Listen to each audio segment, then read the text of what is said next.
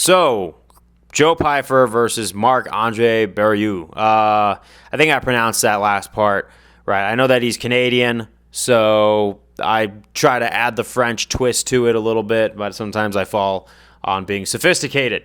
However, let's go to Joe Pyfer, who is coming off of Jack Hermansson, the loss. And you know what?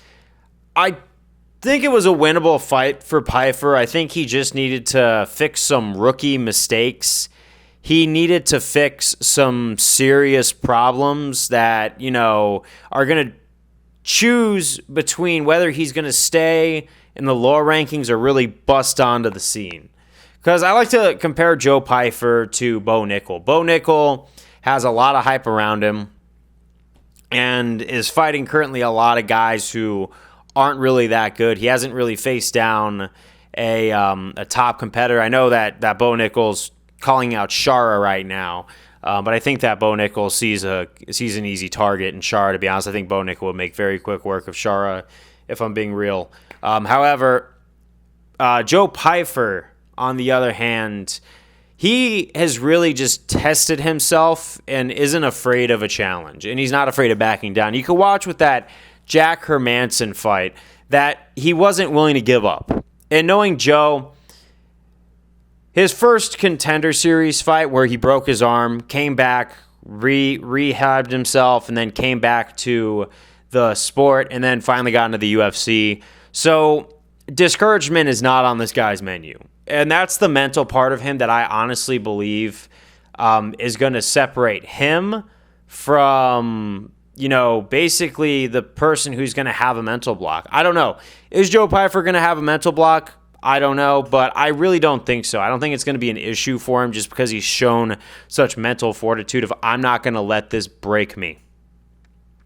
And that's the best part is people just, no one's going to break Joe Pyfer, especially Marc-Andre Barrieu.